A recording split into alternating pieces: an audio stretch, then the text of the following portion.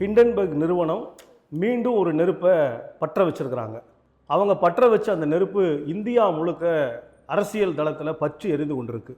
ஏற்கனவே கௌதம் அதானி மீது குற்றச்சாட்டு வைத்த அந்த ஹிண்டன்பர்க் நிறுவனம் இப்போ நேரடியாகவே பங்குச்சந்தை இதனுடைய வர்த்தகத்தை கண்காணிக்கக்கூடிய செபி அப்படிங்கிற அந்த அமைப்பின் மீது நேரடியாக குற்றச்சாட்டை முன் வச்சிருக்கிறாங்க. செபியினுடைய தலைவர் அவங்க மாதவி புரி, அவங்க ஏராளமான முதலீடுகளை அதானி நிறுவனங்களில் செஞ்சுருக்கிறாங்க.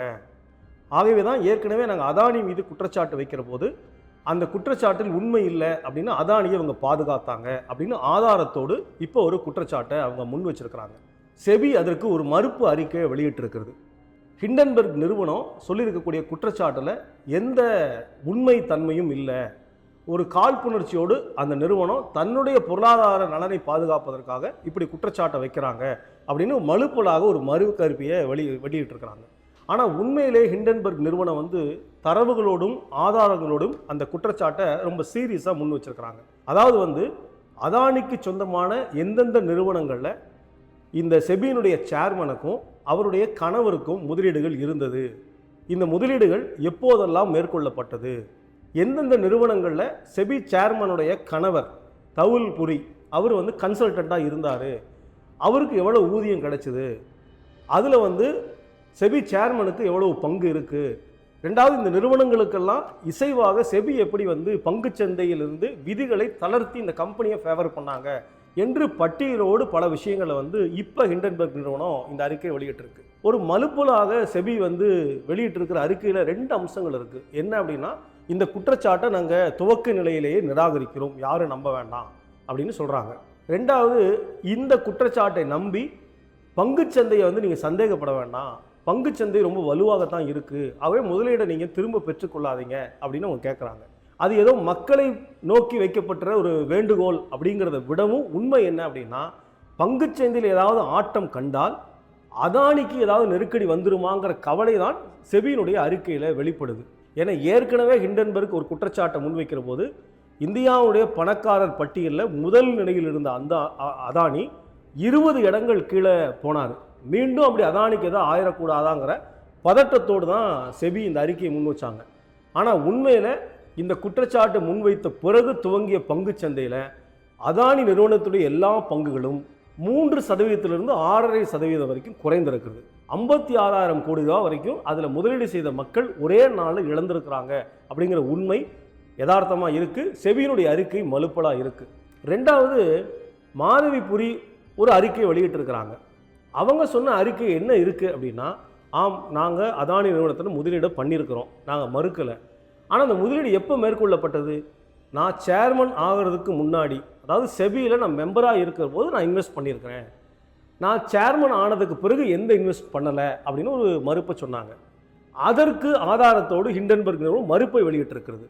இவங்க சேர்மன் ஆனதுக்கு பிறகு தன்னுடைய கணவர் பெயருக்கு அவசர அவசரமாக இந்த பங்குகளை பரிமாற்றம் பண்ணியிருக்கிறாங்க அப்படிங்கிற ஆதாரத்தையும் ஹிண்டன்பர்க் நிறுவனம் என்பது வெளியிட்டிருக்கிறது. அப்படின்னா இந்த நிகழ்வுகளிலிருந்து பார்த்தா என்ன ஒன்று புரியுது அப்படின்னா, அதானிக்கு ஏதாவது ஒன்று நடந்தால் செபி கவலைப்படுது, ஒன்றிய அரசாங்கம் கவலைப்படுது. செபி அறிக்கை வெளியிடுவதற்கு முன்பு, மாதவி புரியினுடைய அறிக்கை வருவதற்கு முன்பு ஒன்றிய அரசாங்கத்துடைய அமைச்சர் ராஜீவ் சந்திரசேகர் ஊடகங்களில் பேசுகிறாரு. என்ன பேசுகிறாரு? இந்தியாவின் மீது குற்றச்சாட்டுகளை தொடர்ந்து வச்சுக்கிட்டே இருக்கிறாங்க. தமிழக பாஜகவுடைய தலைவர் அண்ணாமலை ராஜீவ் சந்திரசேகர் பேசுகிற அதே டோனில் இந்தியாவை நான் பாதுகாக்கணும் அப்படின்னு பேசுகிறாங்க. என்ன ஒரு அடிப்படை கேள்வி எழுப்ப வேண்டியிருக்கு அப்படின்னா, அதானி மீது ஒரு குற்றச்சாட்டு வைத்தால் அது எப்படி இந்தியாவின் மீதான தாக்குதலாக இருக்கும்? செபி தலைவர் முறைகேடாக அதானி நிறுவனத்தில் முதலீடு செய்திருக்கிறாங்க அப்படின்னு சொன்னால் அது எப்படி இந்தியாவிற்கு எதிரான போராக இருக்கும் அப்படிங்கிறத இவங்க தான் விளக்கணும். ஏன்னா அதானிக்கு எது நடந்தாலும் கவலைப்படக்கூடிய முதல் நபர் யார்? எல்லாருக்கும் தெரியும், அது நம்முடைய பாரத பிரதமர் நரேந்திர மோடி. கடந்த நாடாளுமன்ற கூட்டத்தொடரில் 2 பேருடைய பாராளுமன்ற உறுப்பினர் தகுதியிலிருந்து நீக்கம் பண்ணாங்க. ஒருவர் இன்றைய எதிர்க்கட்சி தலைவராக கூடிய ராகுல் காந்தி.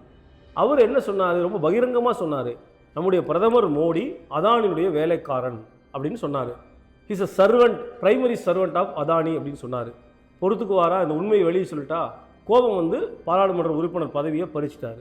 மகுவா மைத்ரா, திரிணாமுல் காங்கிரஸுடைய எம்பி, எப்படி இந்த அரசாங்கம் அதானிக்கு ஃபேவர் பண்ணுது அப்படிங்கிற எல்லா விஷயங்களையும் நாடாளுமன்றத்தில் கேள்விகளாக எழுப்பினாங்க. அவங்க எழுப்புற எந்த கேள்விக்கும் பதில் சொல்ல முடியாத ஒன்றிய அரசாங்கம் இவங்க பாராளுமன்றத்துக்குள்ள இருந்தால் தானே கேட்பாங்க, தகுதி நீக்கம் பண்ணிட்டா பிரச்சனையே இல்லையே அப்படின்னு சொல்லிட்டு பாஸ்வேர்டை வேற யாருக்கும் கொடுத்துருக்காங்கன்னு ஒரு சொத்தையான காரணத்தை சொல்லி அவங்களோட நாடாளுமன்றத்துக்கு தகுதி நீக்கம் பண்ணாங்க. இப்போ இதுதான் ஒன்றிய அரசாங்கத்தினுடைய பாஜக அமைச்சர்களுடைய மோடியினுடைய உண்மையான முகம். மக்களுக்கான அமைச்சரவை என்று சொல்வதை விட இது அதானிக்கான அமைச்சரவை என்று சொல்லுவதுதான் பொருத்தமாக இருக்கும். ஏன்னா அதானிக்கு எது நடந்தாலும் அதை ஏற்றுக்கொள்ள முடியாது என்று அவரை ஓடோடி சென்று பாதுகாக்கக்கூடிய அரசியல் பணியை 24/7 24 நேரமும் செஞ்சுட்டு இருக்கிற ஒரு ஆளாக நம்முடைய பிரதமர் இருக்காரு. என்னதான் நடந்திருக்கு? நாடாளுமன்ற உறுப்பினர்கள் கேள்வி கேட்குறாங்க, எதிர்க்கட்சிகள் கோரிக்கை வைக்கிறாங்க. ஒரு ஜாயிண்ட் பார்லிமெண்டரி கமிட்டி நாடாளுமன்ற கூட்டுக்குழுவை அமைத்து முறையாக விசாரணை செய்து முறைகேடு நடந்திருக்கிறதா இல்லையா என்பதை விளக்க வேண்டிய பொறுப்பு யாருக்கு இருக்கிறது? ஒன்றிய அரசாங்கத்துக்கு இருக்கிறது. ஒரு தனி மனிதன் எல்லா முறைகேடிலும் ஈடுபடலாம், அதை ஒன்றிய அரசாங்கம் அனுமதிக்கலாம். அதை கேள்வி கேட்டால் நீங்கள் ஆன்டி இண்டியன், இந்தியாவிற்கு ஆபத்து என்று ஒரு மலுப்பனான குற்றச்சாட்டை முன்வைச்சு மறுத்தீங்கன்னு சொன்னால் நிச்சயமாக ஒன்றிய அரசாங்கத்துடைய நம்பகத்தன்மையை இந்த இடத்துல கேள்விக்குள்ளாக்க வேண்டிய அவசியம் என்பது இருக்குது. அதானி மீது வைக்கப்படுகிற குற்றச்சாட்டு நிச்சயம் இந்த அரசின் மீது வைக்கப்படுகிற குற்றச்சாட்டாகத்தான் புரிந்து கொள்ள வேண்டுமே தவிர அதானி என்பது ஒரு தனி மனிதன் கிடையாது. ஏற்கனவே கடல் வளத்தை கொடுத்துட்டாங்க, துறைமுகத்தை கொடுத்துட்டாங்க, விமான நிலையத்தை கொடுத்துட்டாங்க. இன்றைக்கு இவ்வளவு இயற்கை பேறு நடக்கக்கூடிய சமகால சூழலிலும் சத்தீஸ்கர் மாநிலத்தில் 8 லட்சம் மரங்களை அழித்து 4000 ஹெக்டேரில் ஒரு 3வது கோல் மைனை அதானிக்கு கொடுப்பதற்கான ஒரு ஏற்பாடை இந்த ஒன்றிய அரசாங்கம் ரொம்ப முனைப்பாக ஈடுபட்டு கொண்டிருக்கிறது. அதானிக்காகத்தான் இந்த அரசு என்பதில் ரொம்ப அவங்க தெளிவாக இருக்காங்க. இந்த முறைகேடு என்பது மக்களுக்கு சம்பந்தம் இல்லாத ஒரு பிரச்சனை. அதானி, செபி, அரசு இந்த 3 பேருக்கு இடையில் நடக்கக்கூடிய பிரச்சனையாக பார்க்காமல் இந்த தேசத்தினுடைய பொருளாதாரத்தை, பங்குச்சந்தையை நம்பியிருக்கக்கூடிய கோடிக்கணக்கான மக்களுடைய சேமிப்பை சூறையாடுகிற ஒரு பிரச்சனையாக பார்க்கவும் விவாதிக்கவும் புரிந்து கொள்ளவும் வேண்டும்.